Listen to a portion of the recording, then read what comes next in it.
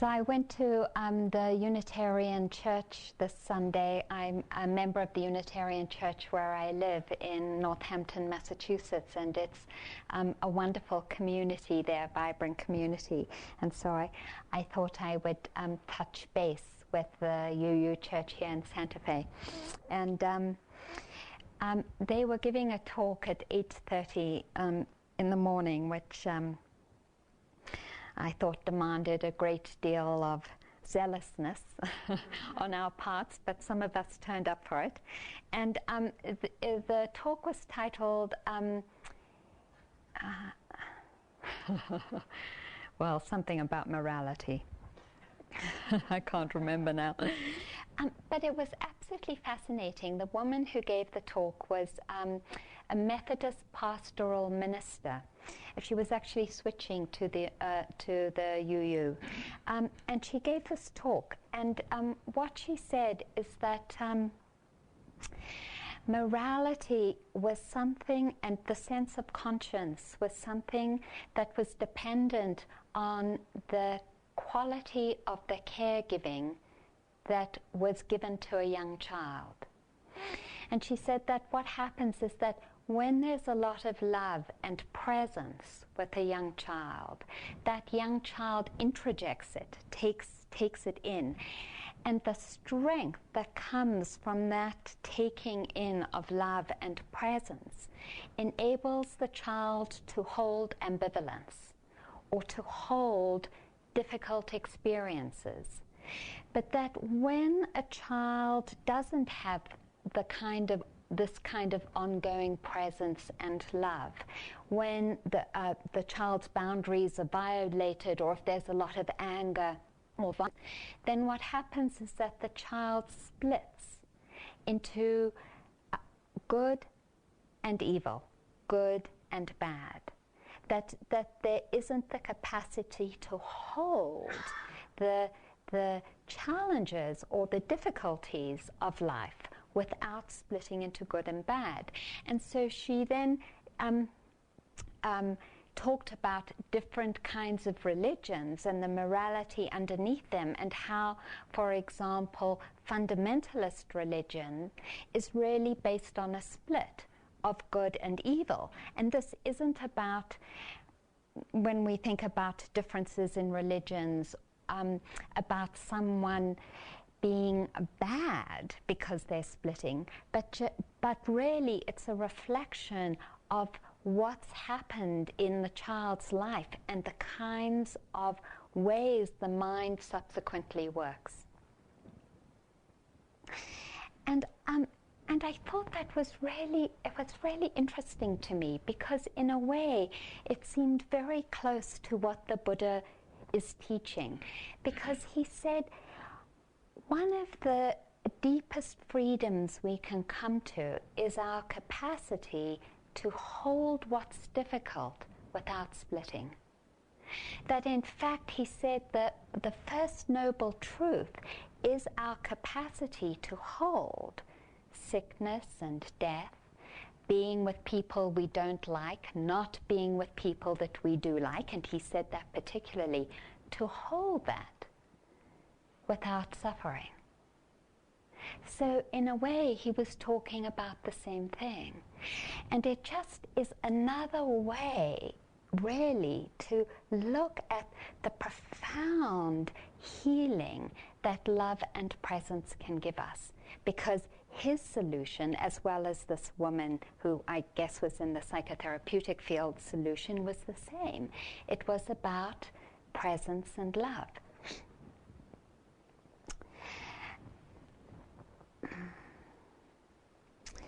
So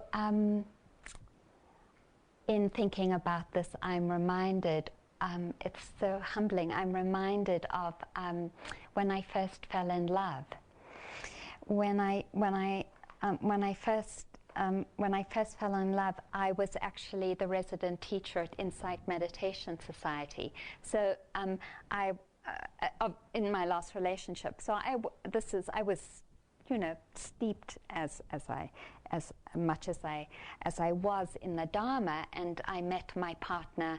I was invited by a friend who took pity on me because I was the resident teacher there, and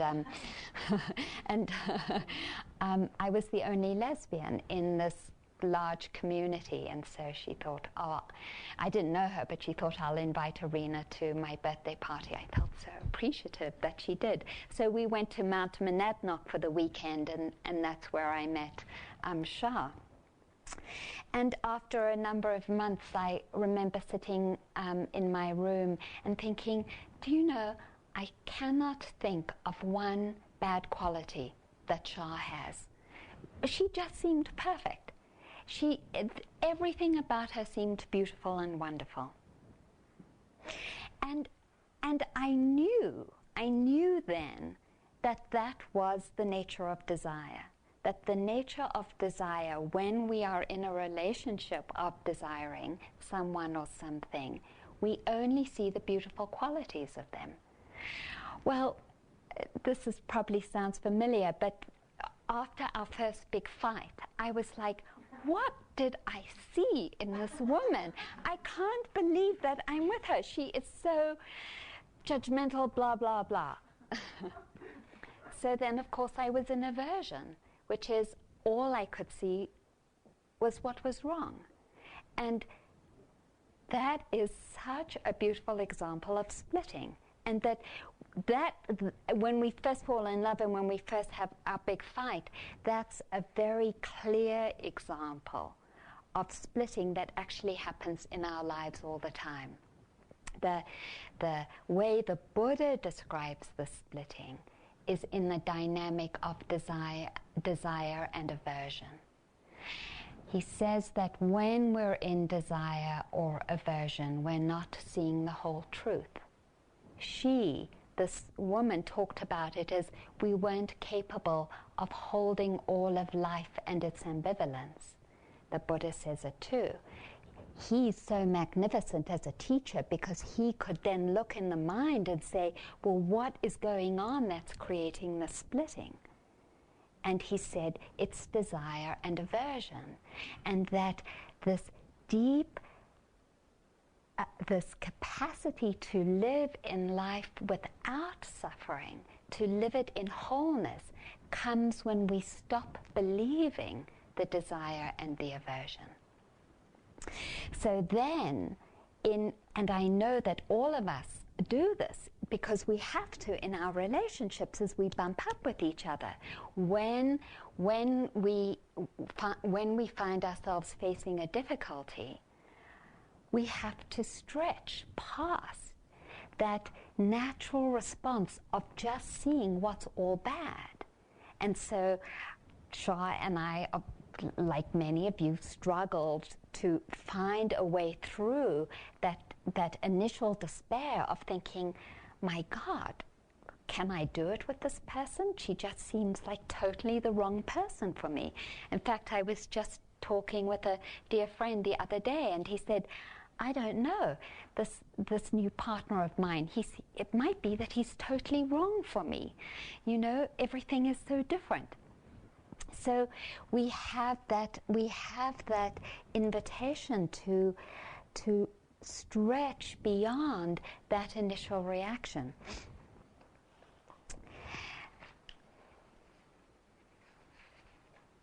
We not only find ourselves in our personal relationships doing this. One of the beauties of the political realm is that it's so clear. The dynamics are so clear, and I want to read this because I think it's very inspiring to look at what we find ourselves in played out on a political arena. Chile, it must be recalled, constitutes a classic example of a preemptive strike, a set of operations launched well before Salvador Allende set foot in office. Nixon ordered the CIA on September the 15th, 1970, to make the economy scream, quote, and to foment a military move to block Allende from being inaugurated 6 weeks later in November. The Chilean leader had yet to formulate or authorize a single policy detrimental to US interests.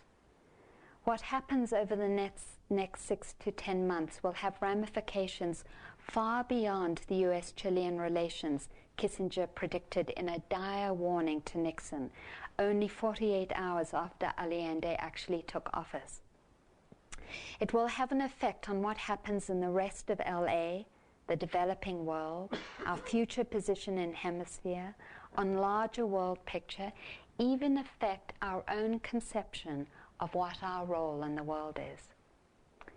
As in the distorted threat assessment on Iraq, this was sheer speculation, unsupported, indeed contradicted by US intelligence. In August 1970, CIA State and Defense Department analysts had determined that the US had no vital interests within Chile and that the world military balance of power would not be significantly altered if Allende came to power. But an Allende victory would create considerable political and psychological costs, including a definite psychological advance for the Marxist idea. Indeed, the recently declassified records reveal that what really bothered the White House was not what actions a narrow, distant country that Kissinger had once disparaged as a dagger point at the heart of Antarctica could take, but the fact that Allende could establish a model for democratic socialist change. As Kissinger informed Nixon on November the 5th, 1970, the example of a successful elected Marxist government in Chile would have an impact on and even precedent value for other parts of the world, especially Italy. When the president convened his National Security Council the next day to discuss how to hurt Allende and bring him down, he made this point: "Our main concern in Chile is the prospect that Allende can consolidate himself, and the picture presented to the world will be his success." The article goes on to say that the basis of the policy that the United States set for Chile came out of this deep fear that Kissinger had and his very, very strong persuasion of Nixon to go ahead and to try to destabilize the government. And when I thought about when I thought about Kissinger's fear, his personal fear of what was going on, and what the United States did, it actually didn't seem so far away from my own fears and what happens when I'm scared and the particular ways I try to defend myself or control events out around my fear to deal with my fear. That those kind of strategies that Kissinger and Nixon went ahead with are actually very similar strategies that we play out in our relationships and in our community. And it feels like it's really a wonderful investigation for us to look at. Well, what happens when we find ourselves in this split dynamic? When we find ourselves in a dynamic of splitting that's based on fear, that makes some people in some way all bad and then some people all good, although we know that some of the people that are in our good category, our friends, often find themselves in our bad category very easily. But that nevertheless we tend to have in our lives this kind of subtle camp of the good people, my friends, and the bad people that I don't include as my friends. And And I think of an experience that I had recently with two of my friends. So I've talked about Shah, and this February I mentioned last Tuesday our relationship changed and Shah moved out. And in the street where we lived, we had a number of quite close friends. And two of these friends, who I will call Ruth and Margie, were friends that, we invited to our birthday parties and for dinner, and they invited us for dinner at their house. And when Shah and I separated, they hadn't made any move to invite me to dinner or to make any kind of connection. I invited them to my birthday party, and I noticed as I was saying thank you to people and thanking them for my friendship, that there was some sense of kind of disparagement of them because they hadn't invited me to my birthday party. And I felt badly about it. And so the next day, in actually a lot of openness, I went to them and I said, I feel hurt that since Shah and I have split up, you haven't reached out to me and invited me to dinner. Well, I mean, you can imagine that's not a very easy thing to say. And I was trying to model vulnerability and openness and sharing my sadness. And I remember as I talked to them, I was crying. And in communicating, I felt a deep sense of connection with them. Well, they never invited me for dinner.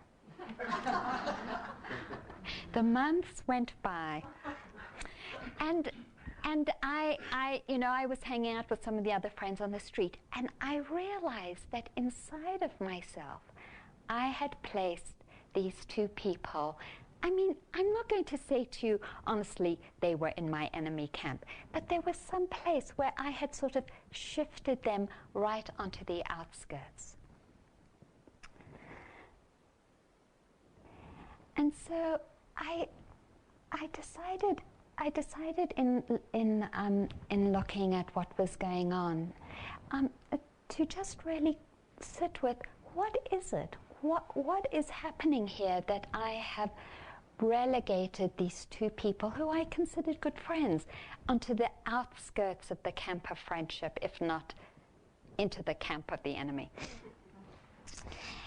And I realized it was because I hadn't actually acknowledged my fear and my hurt.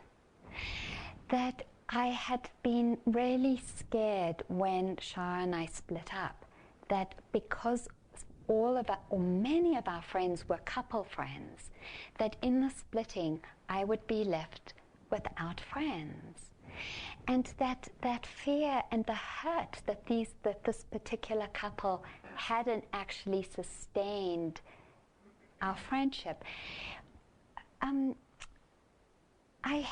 had not acknowledged, because I'd had in my mind, that is ridiculous, Arena.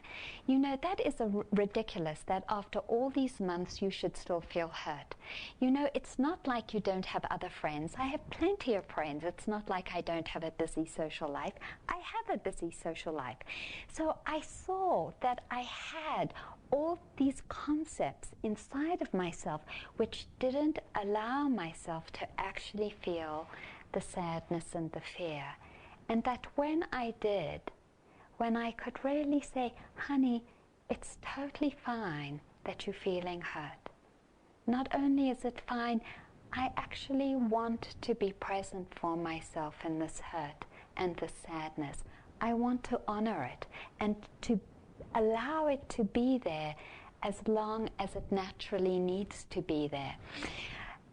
In that intention and that sort of invitation to come back over and over again to that place of hurt, I started to feel this healing take place, like, oh, I just wasn't present for the fear. And I saw again the incredible beauty of these teachings and how they they invite us to a coming together of that split, in giving us a path, in inviting us to be present for where we are and how we are at any moment. And the incredible gift of that, because Kissinger didn't have the blessings that we have of sitting in a community whose deepest vision is a healing of the split of enemy camps. The Dharma gives us that vision, and gives us not only that vision, but this detailed practice of how to do it. And that detailed practice is so beautiful because it doesn't demand that we be different than we are. It doesn't demand, oh, Arena, you should be past feeling hurt that your friends didn't invite you to dinner. It doesn't demand that. Rather, it says, how can I honor that? How can I say, oh, this is who I am. I am in this time, in this age, and in the place where I find myself hurt. And it's okay. And not only is it okay, but can I deeply honor my life and myself by honoring that hurt and that fear? And as we and as I attempt to do that, what happens is that in that friendliness to those feelings, the sense of separation falls away. And so I actually, as I could feel that opening to myself, I could also feel those two coming away from that enemy camp and the boundaries, more into my circle of friends. I don't actually understand what's going on for them, but it becomes less important as I'm able to befriend my own feelings.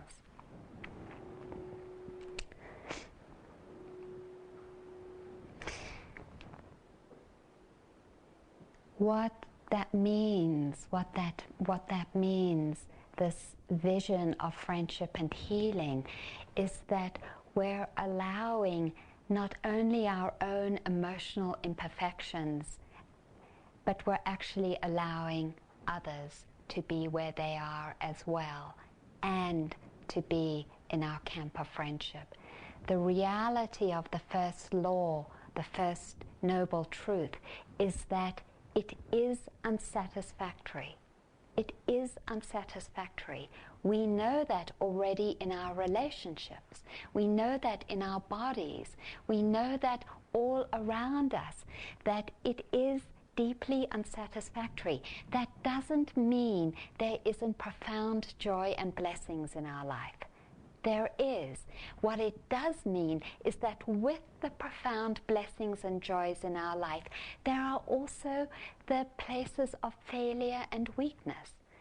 For each one of us here, right now, living inside of us are beautiful strengths, magnificent blessings, and also places that haven't healed yet. Places of reactivity, places of delusion. This capacity to heal the split is the capacity to hold both the joys and blessings and the places that haven't healed yet, the places of weakness, the places of hurt. There is it's one of my favorite readings, which is from Eduardo Galeano. The Sorbonne confers the title of Doctor Honoris Causa on Darcy Ribeiro. He accepts, he says, on the merit of his failures. Darcy has failed as an anthropologist because the Indians of Brazil are still being annihilated. He has failed as rector of the university because the reality he wanted it to transform proved obdurate. He has failed as Minister of Education in a country where illiteracy never stops multiplying. He has failed as a member of a government that tried and failed either to make agrarian reform or to control the cannibalistic habits of foreign capital. He has failed as a writer who dreamed of forbidding history to repeat itself. These are his failures. These are his dignities. And I love that, because this invitation is not about success, but rather it is the attempt. It is the honest attempt to look at our deepest intention and to say, I will try. I will try to hold the sphere with love. I might not be able to do it. I might fail over and over and over again, but I know that is my path, and I will make that attempt. And I can therefore say that even though I'm not 100% healed in this hurt in relationship to my two friends, that I can have dignity in that part that has still failed, because I have aligned myself with that deepest intention to try.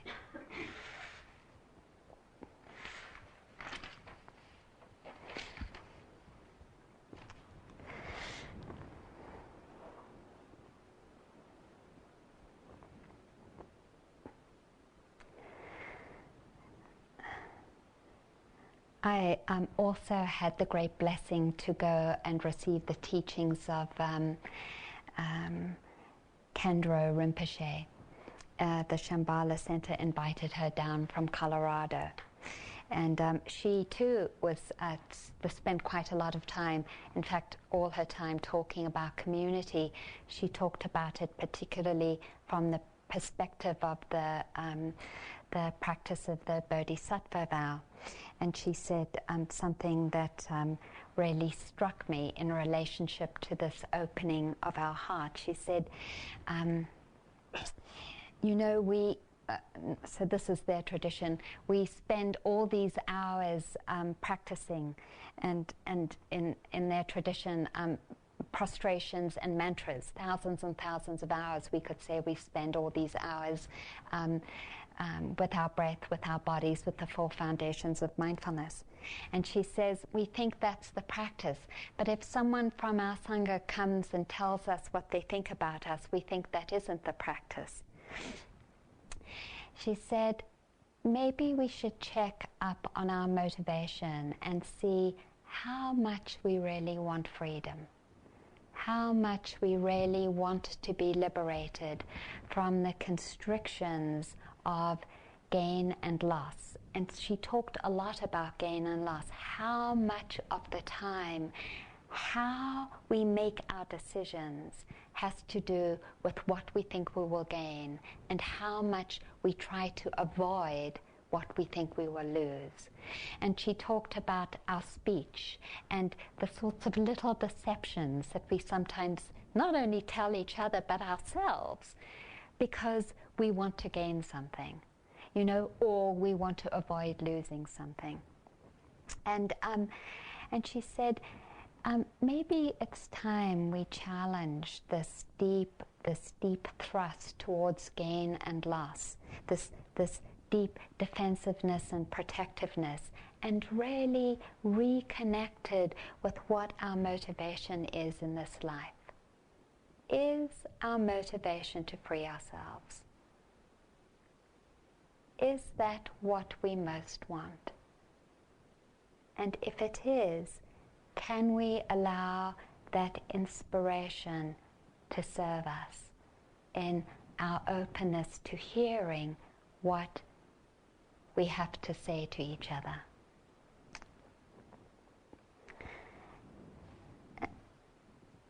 And then I think too about the blessing of the Dharma. I don't know about you, but if I was to die on my way home tonight, I would feel in some way really contented that I had found my path. That out of excluding the preciousness of life, that I'm alive. I don't think there's anything in my life more precious than having come to the Dharma. It is, for me, just this deepest treasure and blessing, and has so profoundly transformed my life from a life of quite incredible suffering to one that has so much more connection and love and compassion and joy. And I can think of no greater blessing than the Dharma. And I think of this, and I think of the story of the Buddha as he was becoming more and more popular, and more people were coming to him and ordaining with him. And how his cousin, do you remember what his cousin's name was? I forgot. Devadatta. How his cousin, who had practiced the psychic powers with the wrong motivation to become powerful in the Sangha, got increasingly jealous. And I can just imagine him saying, you know, that Buddha, he thinks he's so great, you know, with all these people coming around. What about me? Look at me. I have all these psychic powers. He had great psychic powers from concentration, you know, and you can just imagine him getting more and more contracted and finally thinking, I'm going to get rid of the Buddha. I should be the one that leads the Sangha. And so he planned it, and he went on top of, I think it was Vulture's Peak, and he got this huge boulder and he rolled it down to kill the Buddha. And as you know, it didn't kill the Buddha. It just got quite painfully hit the ankle of the Buddha. And then, so people were outraged. I mean, this was a terrible deed that was being performed. And they said to the Buddha, get rid of him. Get rid of him. Expel him from the Sangha. And the Buddha said no. And I understand why the Buddha said no. Because in a world in a world where it's so easy to misinterpret our fear, like Kissinger, like us, but like those who don't have the Dharma, and to bring about such profound suffering, how can we expel anyone from the Sangha? Because here is the preciousness. Even if we are lousy students, here is the preciousness of the grounds that can begin to turn us around.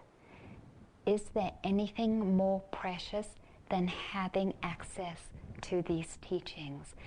And the Buddha said, no, I can't expel him, even though he tried to rent this deep tear into the fabric of the Sangha.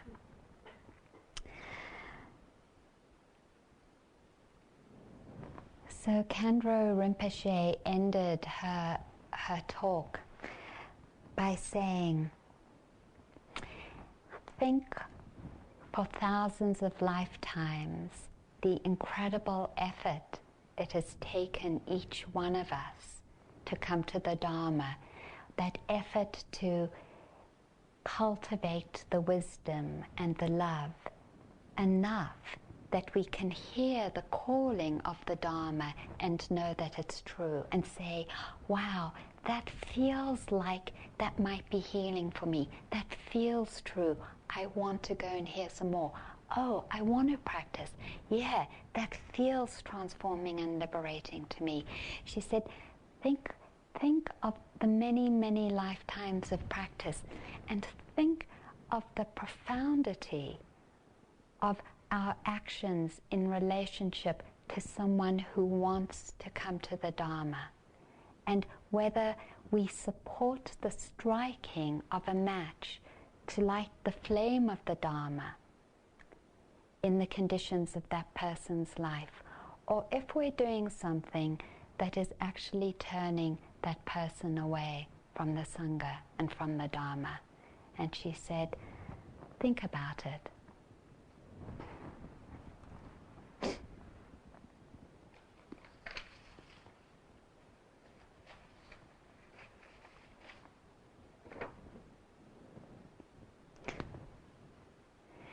When the desire to be honest is greater than the desire to be good or bad, then the terrific power of one's voices will become clear, and behind the voice, the old forgotten fear will come up, the fear of being excluded from life. And behind the fear, the pain of not being loved. And behind this pain of loneliness, the deepest and most profound and most hidden of all human desires, the desire to love and to give oneself in love and to be part of the living stream we call the human family. And the moment love is discovered, hatred, all hatred, disappears.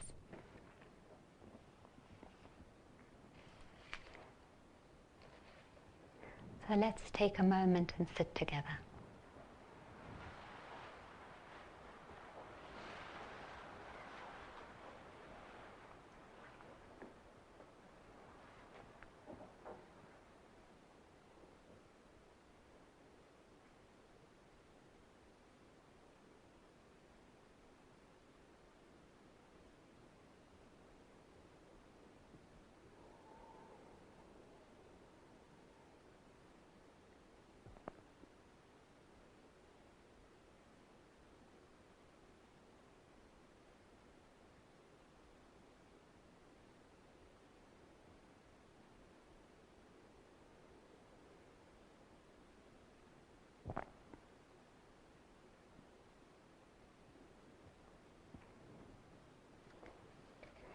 I would like to end by reading the 5 precepts.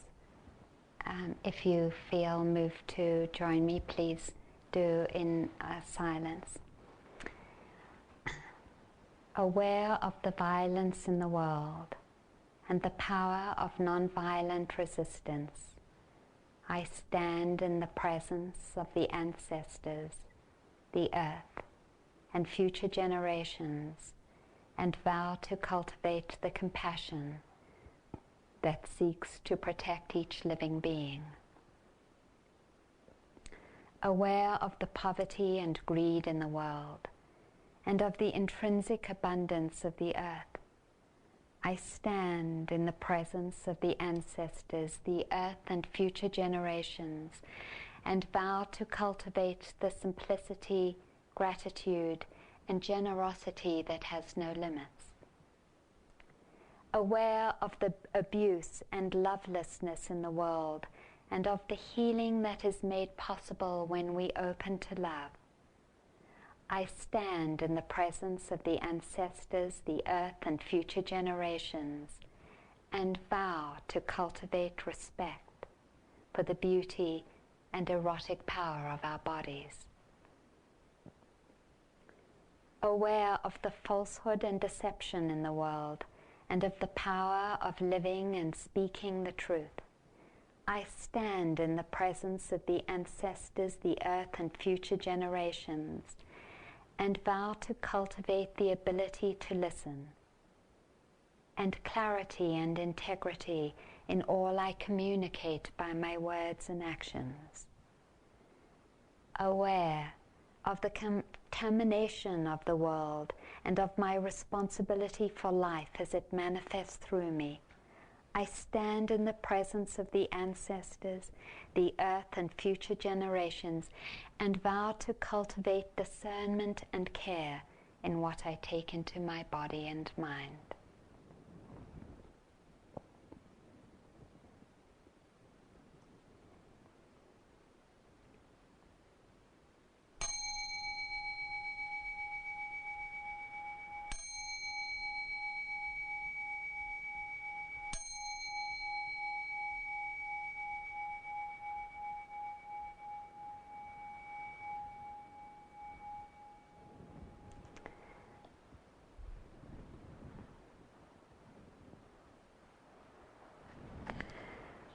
Thank you so much for your listening and your presence.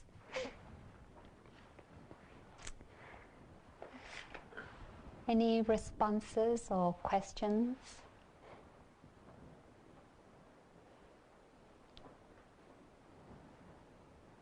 I have a lot of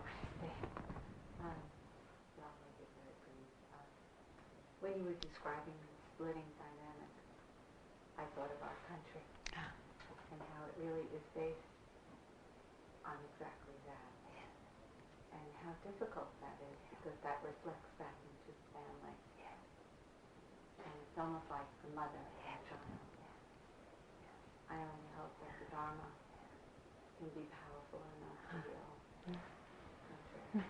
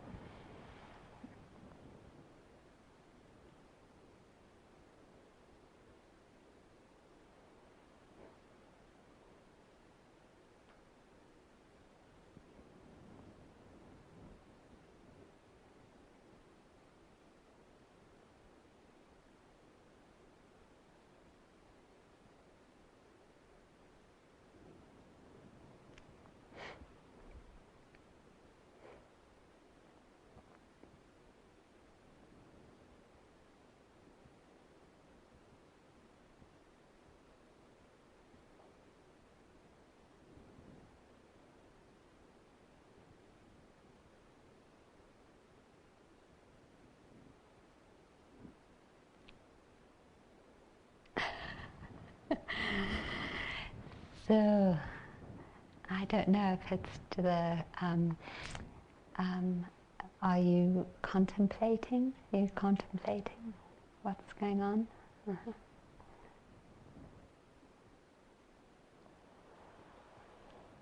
No questions?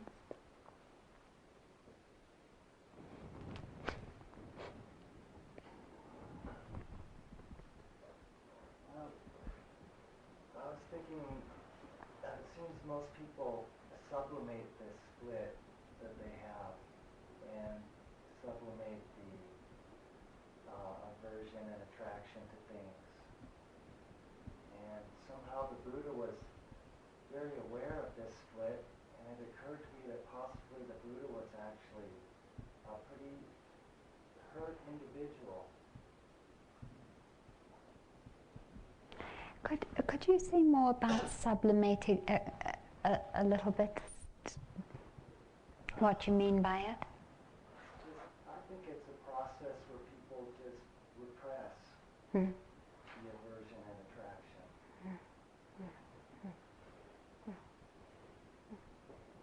Yeah, I think that people do that. Yeah. And when the pain is really great, it becomes more difficult to do that. The Buddha might have been in a deep sort of pain in his existence. One way that I could describe my practice has been sort of cultivating the energies that will help strengthen my heart and mind so that I can open more to the pain and suffering that is part of the world, as well as the joy. And that a lot of my practice has been about opening and then backing off and resting or cultivating the factors so that I can come back again and open up some more, and backing off and opening up. And that's been the movement, because it takes a tremendous equanimity. That's one way to talk about healing the split. It takes a tremendous equanimity to hold everything in a heart of love and wisdom without reaction, without going into aversion or desire. And that's really the path that we're on. And the importance of talking about it is recognizing that's the path we're on. But then for each of us individually, the path is a little different, of when we open and when we back off, of what things we cultivate to strengthen ourselves so that we can open more and more and heal that split. But for most of us, it's developmental. There are a few rare beings who spontaneously open and into a profound enlightenment, and that's that. There were quite a few stories in the Buddha's time of that kind of spontaneous, deep enlightenment where someone became an arahant, and that was it. The opening was profound, and everything was held.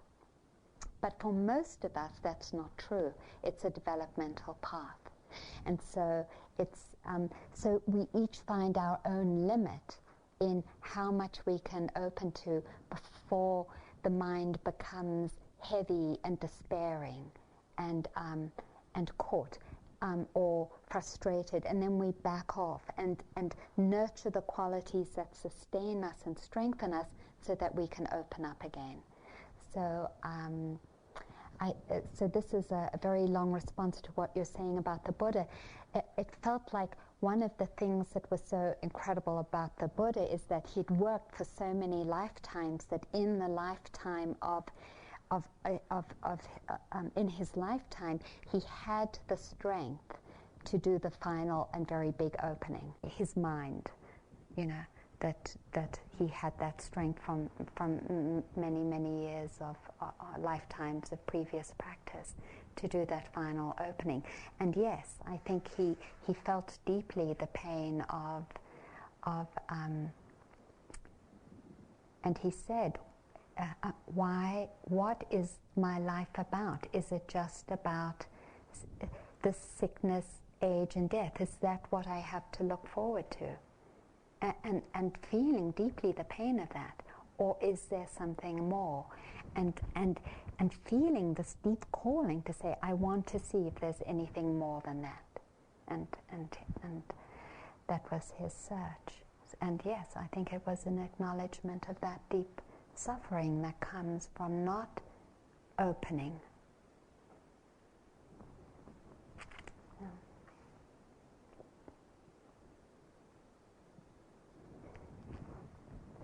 Thank you. Thank you, thank you.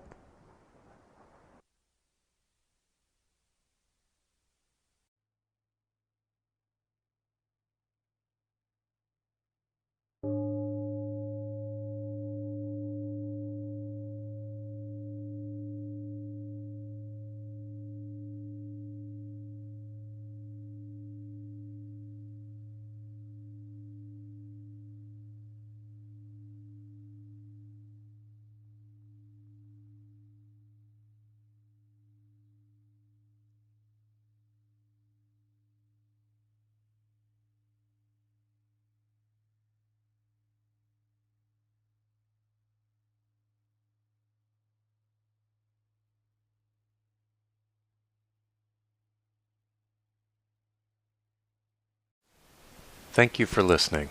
To learn how you can support the teachers and Dharma Seed, please visit dharmaseed.org/donate.